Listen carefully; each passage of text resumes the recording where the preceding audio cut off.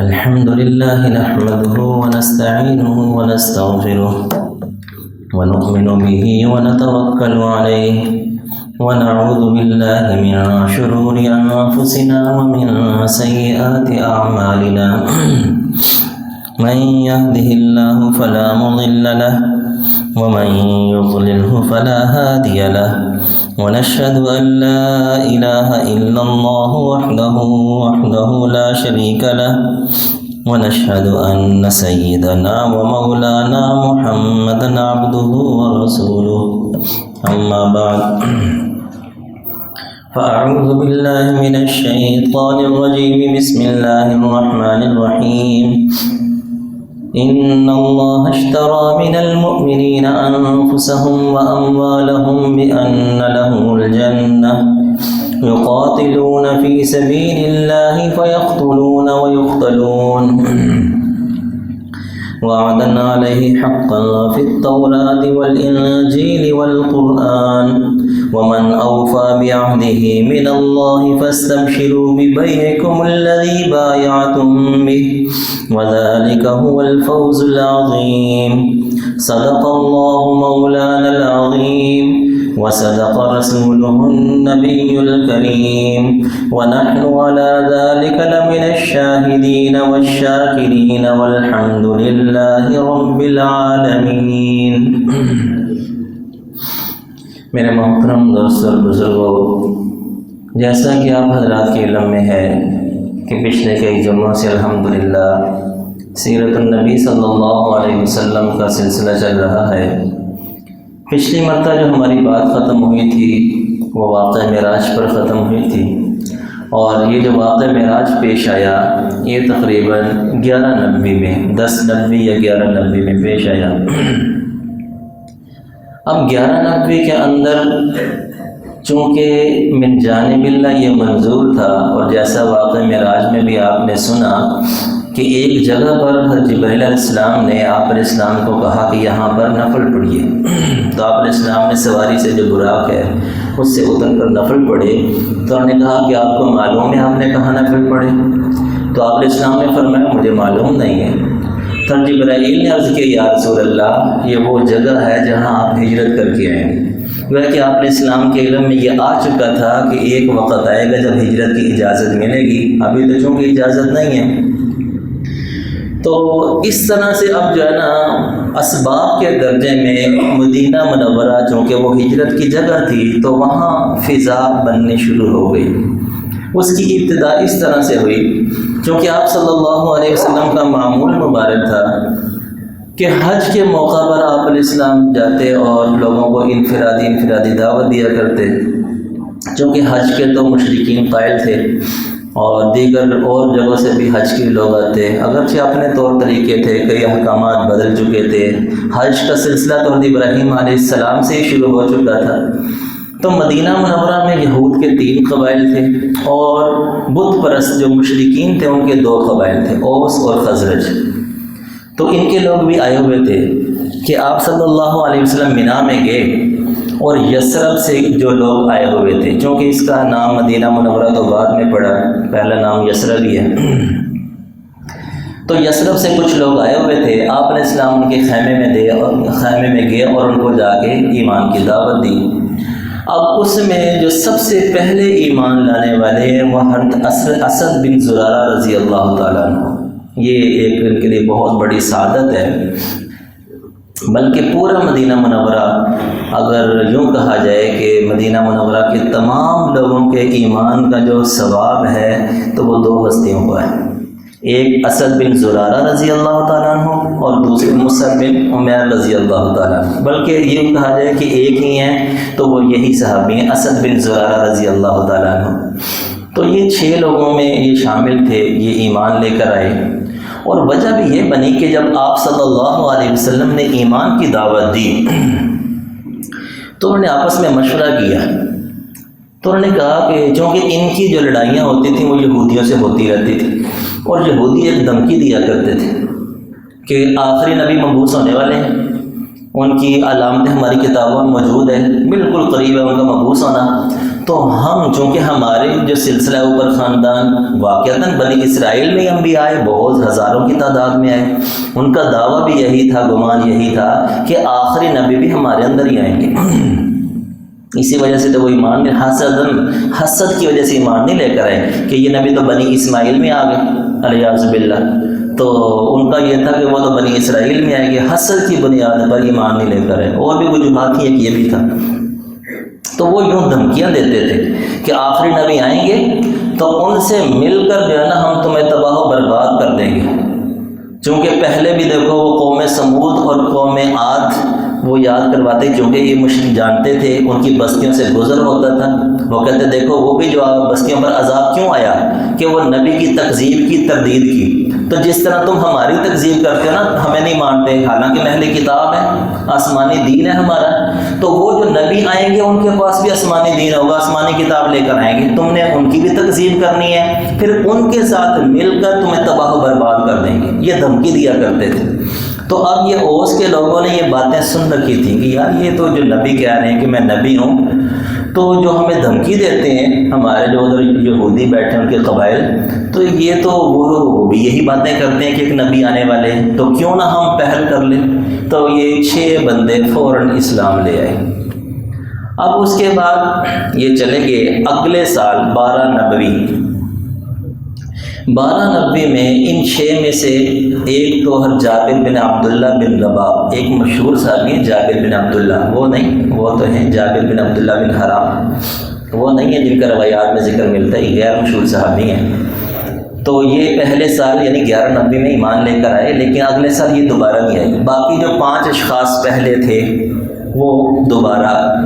وہ آئے، اور 7 بندے مزید آئے، یہ 12 بندے ہو گئے۔ اور پہلے والوں تو تجدید ایمان ہی کیا، اور مزید 7 بندے جو ساتھ لے کر آئے تھے انہوں نے یہ بھی ایمان لیا۔ اور بیت عقبہ اولا، جو عقبہ مشہور ہے، مینا میں ایک گھاٹی ہے، ایک لفظ عام طور سے سنا ہوتا ہے بیت عقبہ اولا، یہ یہاں پر یہ 12 نبوی میں 12 بندوں نے بیعت کی کہ جس پر یہی تھا کہ ہم اللہ کے ساتھ شریک نہیں کریں گے، اور چوری نہیں کریں گے، زنا نہیں کریں گے، تہمت نہیں لگائیں گے، وہ جو حدیث میں تفصیلی حدیث ہے یہ الفاظ آتے ہیں۔ تو یہ بیعت یہاں پر ہوئی مینا کی جگہ پر، بیت عقبہ اولا کے نام سے یہ مشہور ہے۔ یہ 12 بندوں نے بیعت کی۔ اس وقت چونکہ اسد بن زرارہ رضی اللہ عنہ دوبارہ بھی اب ان میں آئے تھے، انہوں نے عرض کیا یا رسول اللہ ہمیں کوئی بندہ دیجئے کہ جو ہمیں ایمان سکھائے، قرآن سکھائے۔ تو آپ صلی اللہ علیہ وسلم نے مصعب بن عمیر رضی اللہ تعالیٰ عنہ ان کو ساتھ ان کی تشکیل کر دی، تو ان کو یہ ساتھ لے گئے، اور اسد بن زرارہ رضی اللہ تعالیٰ عنہ انہوں نے انہیں اپنے مقام پر اپنی جگہ پر ٹھہرایا۔ اور ان کی ترتیب یہ ہوتی تھی کہ وہ ان کو دن کے وقت لے جاتے کسی ٹائم پر، اور لوگوں کو اکٹھا کرتے اور ان سے کہتے کہ آپ بات کریں۔ یہ جو ماشاءاللہ ہماری جو جماعت ہے ان کے بھی جو طور طریقے ہیں، جو اصول ہیں، وہ بھی شریعت کو سامنے رکھ کے بنائے گئے ہیں کہ گشت کرتے ہیں، اور اسی طرح ایک متکلم ہوتا ہے، اور ایک جو بندہ جو وہاں کا ہوتا ہے مقام کا وہ رہبر ہوتا ہے۔ تو گویا کہ اسد بن زرارہ یہ رہبر تھے، یہ جاتے اور لوگوں کو اکٹھا کرتے، اور متکلم مصعب بن عمیر رضی اللہ تعالیٰ عنہ ان سے بات کرواتے۔ اس طرح اسلام پھیلنا شروع ہو گیا۔ بہرحال یہ پھیلتا رہا کہ اگلے سال 13 نبوی کے اندر 75 لوگ یہ ہر مصعب بن عمیر ساتھ لے کر آئے۔ 75 لوگوں میں 73 مرد تھے اور 2 خواتین تھیں۔ 2 خواتین کے اندر ہر نصیبہ رضی اللہ تعالیٰ عنہ، ان کا بھی ذکر شاید کہیں آ جائے۔ یہ ایک واحد خاتون ہے جنہوں نے حضور کی خاطر تلوار چلائی، ان کو یہ سعادت حاصل ہے، تو یہ اس میں یہ بھی شامل تھی۔ تو یہ 75 کا قافلہ لے کر آئے اور ان سب کی بیعت کروائی، تجدید ایمان کروایا حضور نبی کریم صلی اللہ علیہ وسلم کے ہاتھ پر۔ اس کو کہتے ہیں بیعت عقبہ ثانیہ۔ جب یہ بیعت ہوئی اس میں بھی یہی الفاظ ہے کہ شرک نہیں کریں گے، قتل نہیں کریں گے، چوری نہیں کریں گے، زنا نہیں کریں گے، تہمت نہیں لگائیں گے، یہ ساری بیعت کی۔ تو اس وقت ایک صحابی کھڑے ہو گئے۔ اب انہوں نے آپس میں یہ مشورہ کیا کہ ایسا نہ کریں کہ حضور کو ساتھ لے جائیں مدینہ منورہ، کیونکہ مکے والے تو ناقدر ہیں، وہ تو قتل کے در پہ ہیں۔ جب انہوں نے یہ مشورہ کیا آپس میں تو آپ علیہ السلام کو یہ درخواست پیش کی، تو حضرت عباس رضی اللہ تعالیٰ عنہ وہ ساتھ آئے حضور کے، اور ابھی تک عباس ایمان نہیں لے کر آئے، لیکن چونکہ بنو ہاشم اور بنو مطلب یہ جناب ابو طالب ان کو آپ کی پشت پر کھڑا کر کے گئے تھے،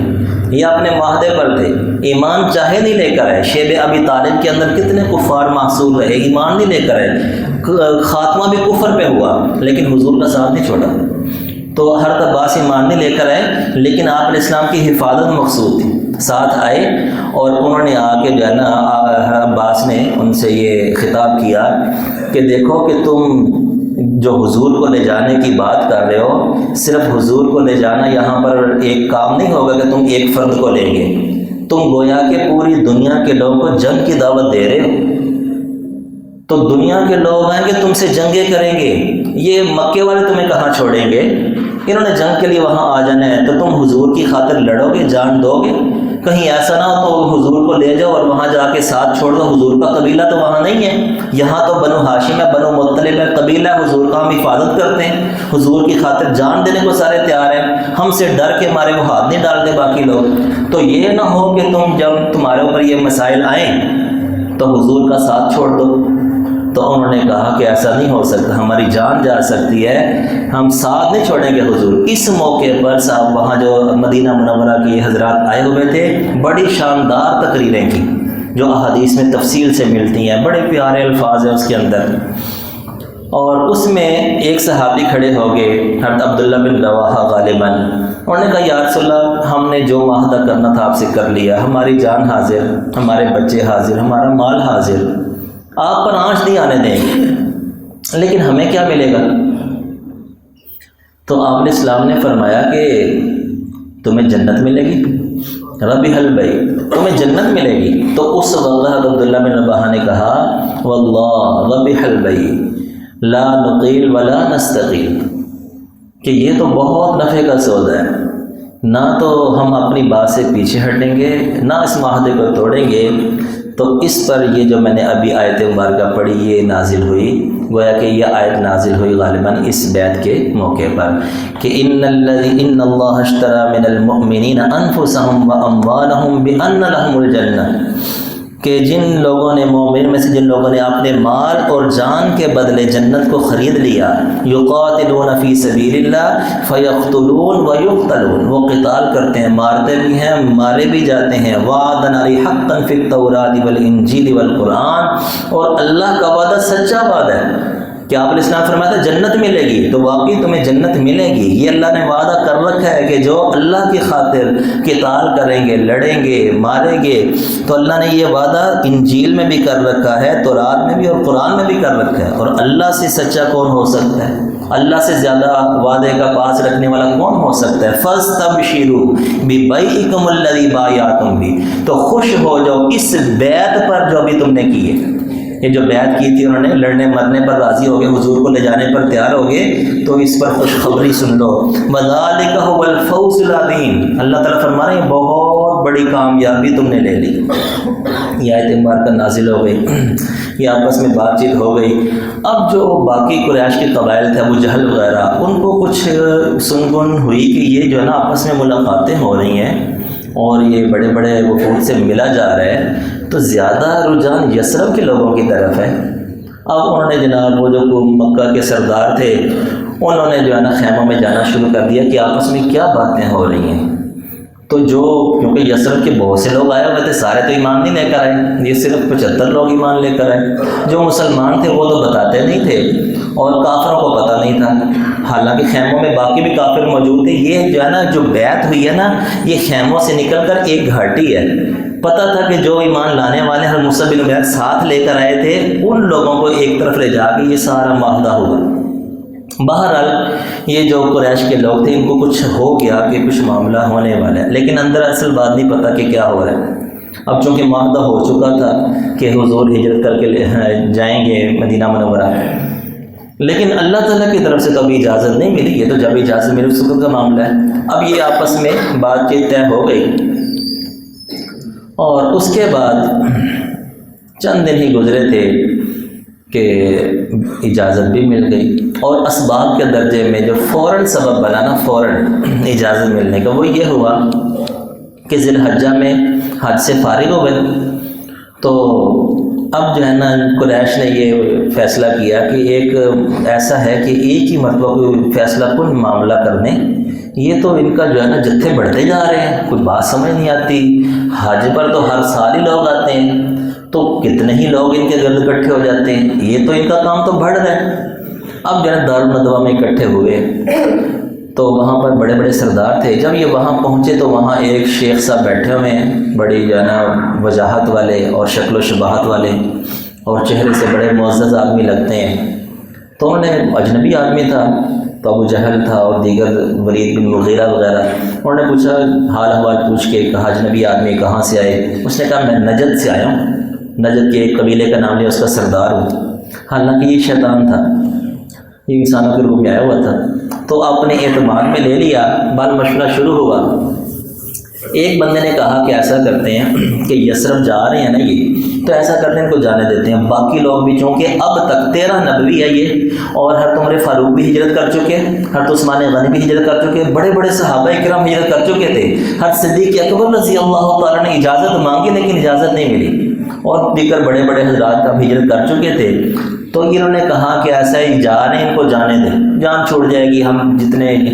جو ایمان والے ان کے لوگ وہ سارے چلے جائیں گے، اور ہم اپنے امن و امان سے جس طرح پہلے رہ رہے تھے اسی طرح رہتے رہیں گے۔ تو وہ جو نجدی شخص شیطان تھا، اس نے کہا لو، تو یہ تو وہاں جا کے پورا ایک گروہ بنا لیں گے، تمہارے خلاف جنگ لڑیں گے، تو تم ان کو ایسے ہی جانے دو گے؟ تو گویا کہ اس نے ٹانگ اڑائی، اور یہ جو اس نے مشورہ دیا جس نے بھی، یہ رد کر دیا گیا، باقی لوگوں نے رد کر دیا، ہاں بھی ہاں یہ تو ٹھیک نہیں ہے۔ پھر ایک اور دوسرا بندہ بولا، اس نے کہا ایسا کرتے ہیں ان کو قید میں ڈال دیتے ہیں، قید کر دیتے ہیں، چلو یہ باہر نکل کر دعوت نہیں دیں گے، خاص طور پہ حج کا موقع آئے گا، جب قید میں ہوں گے تو پھر بھی روک تھام ہو سکتی ہے۔ تو شیطان بولا، اس نے کہا لو بھائی تم ایسا کرو گے تو بنو ہاشم بنو مطلب تمہیں چھوڑیں گے، ایک بندے کو ہماری قید میں کیا ہوا ہے، وہ تو ان کی پشت پر کھڑے ہوئے ہیں، گویا کہ باقی لوگوں نے اس مشورے کو بھی رد کر دیا۔ اب ابو جہل بولا، اس نے کہا دیکھو کہ قریش کے تقریباً کوئی 18-20 قبیلے ہیں، تو 2 قبیلوں کو نکال دو، بنو ہاشم بنو مطلب، چونکہ یہ تو ایمان تو نہیں لے کر آئے لیکن حضور کی پشت پر کھڑے ہوئے، انہوں نے کہا 2 کو نکال دو، باقی جو 16, 17, 18 قبیلے ہیں ان میں سے ایک 2 بندے لیں، اور یہ جو 30 بندے بنیں گے، 35 بندے بنیں گے، یہ مل کر ان پر حملہ کر دیں اور قصہ تمام کر دیں۔ اب لا محلہ کہ جو 2 قبیلے ہیں بنو ہاشم بنو مطلب، وہ لڑ تو نہیں سکتے باقی قبائل سے، 16, 17 قبیلے، آخر بات کہاں ختم ہوگی؟ خون بہا پر، دیت پر، تو کوئی نہیں، مل کے دے لیں گے، تھوڑی تھوڑی دیت آئے گی، دے لیں گے۔ تو شیطان بولا، اس نے کہا القول ما قال هذا الرجل، یہ ہوئی نا بات، یہ بہترین مشورہ ہے، گویا کہ یہ طے پا گیا، لو جی اس طرح سے ہم نے کرنا ہے۔ اب یہ مشورہ ہوا، ادھر سے حضرت جبرائیل آ گئے، حضرت جبرائیل نے سارا مشورہ بتا دیا، جو ایک مشورہ دیا تھا، اذ يمكر بك الذين كفروا ليثبتوك او يقتلوك او يخرجوك ويمكرون ويمكر الله، کہ یہ مشورے کر رہے ہیں، تدبیریں کر رہے ہیں کہ لیثبتوک او یقتلوک او یخرجوک، یا نکال دیتے ہیں یا قید میں ڈال دیتے ہیں یا قتل کر دیتے ہیں، تو یہ جو سازشیں کر رہے ہیں کرنے دیجیے، اللہ بھی ایک تدبیر کر رہا ہے۔ اور ساتھ جبرائیل نے کہہ دیا آپ کو ہجرت کی اجازت مل گئی۔ اب کافروں کو تو نہیں پتہ تھا کہ ہمارا مشورہ باہر نکل گیا۔ اب یہ دن کے وقت کا معاملہ تھا، آپ علیہ السلام حضرت علی کے پاس آئے، حضرت علی سے کہا کہ ایسا ہے رات کو تم نے میرے بستر پر سونا ہے اور میری ہی چادر لینی ہے، اور یہ میرا وعدہ ہے تم سے کہ تمہیں نقصان نہیں ہوگا، تم بھی ہجرت کر کے میرے پاس پہنچو گے۔ حالانکہ نقصان کیا، ایمان والے تھے، شہید بھی ہو جاتے، نے کہا یار چلے تو سعادت ہے ہماری، لیکن چونکہ حضور نے وعدہ کیا تو وہ بھی مطمئن تھے۔ تو آپ علیہ السلام دوپہر کے وقت حضرت صدیق اکبر رضی اللہ تعالیٰ کے گھر آئے، اور دور سے حضرت صدیق اکبر نے دیکھ لیا۔ حضرت عائشہ رضی اللہ عنہ کی روایت ہے، غالباً یہ بخاری میں ہے، کہ جب دور سے دیکھا نا تو حضرت صدیق اکبر سمجھ گئے کہ کوئی بہت ہی اہم بات پیش آ گئی ہے، اس وقت تو حضور آتے ہی نہیں، دوپہر کا وقت ہے اور سر ڈھپا ہوا ہے، یعنی چہرے کو چھپایا ہوا ہے، اور حضور آ رہے ہیں۔ تو ان کی چھٹی حص نے کام کیا کہ بہت اہم معاملہ پیش آیا کہ حضور اس وقت آ رہے ہیں اور اس طرح سے آ رہے ہیں چہرہ ڈھانپ کے۔ جب پہنچے تو آپ علیہ السلام نے فرمایا کہ ابوبکر لوگوں کو ہٹا دو اپنے پاس سے۔ میں نے کہا یا رسول اللہ میرے گھر والے میری بیٹی ہیں اور کوئی نیا بندہ یہاں پہ نہیں ہے۔ تو آپ علیہ السلام نے فرمایا کہ ہجرت کی اجازت مل گئی، اور انہوں نے فوراً پوچھا یا رسول اللہ میں یہاں پیچھے ایسے ہی رہوں گا، میرے بارے میں کیا حکم ہے؟ انہوں نے کہا کہ تم میرے ساتھ چلو۔ حضرت عائشہ فرماتی ہیں کہ یہ بخاری شریف کی روایت ہے، حضرت عائشہ کے الفاظ ہیں کہ مجھے پہلی مرتبہ پتہ چلا کہ خوشی میں بھی کوئی روتا ہے، کہ میرے والد اتنے خوش ہوئے کہ زاروں کتاب رونے لگ پڑے۔ تو مجھے پہلی مرتبہ یہ پتہ چلا کہ خوشی میں بھی آنسو نکلتے ہیں، کیونکہ چھوٹی عمر تھی، 6-7 سال کی عمر تھی، یہ تو پتہ تھا کہ کوئی مر جائے مصیبت آ جائے رونا دھونا ہوتا ہے۔ تو وہ کہتے ہیں مجھے پہلی مرتبہ یہ پتہ چلا۔ بہرحال بڑے خوش ہوئے اور انہوں نے عرض کیا یا رسول اللہ میں نے 2 اونٹنیاں پال رکھی ہیں۔ آپ علیہ السلام نے فرمایا کہ میں خریدوں گا، ویسے نہیں لوں گا۔ بہرحال آپ علیہ السلام نے قیمت دی اور وہاں سے نکل پڑے۔ اب جو ہے نا حضرت صدیق اکبر رضی اللہ عنہ نے ذمہ داریاں لگائیں۔ عبداللہ بن ابی بکر ان کی ذمہ داری تھی کہ سارا دن جو بھی یہاں معاملات ہوں، چونکہ کفار کو تو ابھی پتہ ہی نہیں ہے، وہ تو رات کے انتظار میں تھے، رات کو حملہ کرنا ہے، اب یہ دن کے وقت کا معاملہ ہے۔ انہوں نے کہا جو بھی لوگ معاملات ہوں تم نے ہمیں غار ثور میں پہنچانے۔ حضرت اسماء بنت ابی بکر رضی اللہ تعالیٰ عنہ ان کے ذمہ تھا کھانا پہنچانا ہے۔ حضرت عامر بن فہیرہ رضی اللہ تعالیٰ عنہ یہ غلام تھے صدیق اکبر کے، ان کے ذمہ یہ تھا کہ بکریاں چرانے جاتے تھے تو ان کو رخ دے دیا کہ تم نے بکریاں غار ثور کی طرف لانی کرنی ہے، شام کو دودھ پلا کے پھر واپس لے کر جانی کرنی۔ گویا کہ صحابہ کرام کہتے جو رش کرتے تھے نا کہ یہ جو ہجرت کا سفر تھا، کہا کرتے تھے کہ ہماری ساری نیکیاں ایک طرف، صدیق کی یہ نیکی ایک طرف، کہ سارا خاندان حضور کی حفاظت میں لگا ہوا ہے۔ یہ جو بھونکنے والے نیاز باللہ جو خود اندر سے منافق ہیں، خود اندر سے کافر ہیں، تو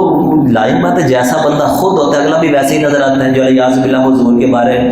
صدیق اکبر کے بارے میں نفاق کا شبہ ڈالتے، یہ کتنا جو ہے نا واحد موقع تھا کہ صرف صدیق اکبر کے خاندان کو پتہ ہے۔ الیاذ باللہ اگر کوئی ایسا معاملہ ہوتا تو اس سے بہتر موقع کون سا ہو سکتا ہے حضور کو نقصان پہنچانے کا؟ اور دیکھیے کہ ایسا کیسے ہو سکتا ہے کہ اتنا نازک سفر ہے اور اللہ تعالیٰ نے صدیق اکبر کے علاوہ کسی کو انتخاب نہیں کیا، تو ایسے نازک سفر میں کوئی منافق ساتھ ہو سکتا ہے الیاذ باللہ؟ تو گویا کہ صدیق اکبر رضی اللہ عنہ سارا خاندان یا پر اسلام کی حفاظت میں لگا ہوا ہے۔ اس طرح آپ صلی اللہ علیہ وسلم غار ثور تک پہنچے۔ انشاءاللہ موقع ملا تو آگے پھر آئے گا۔ وآخر دعوانا الحمدللہ رب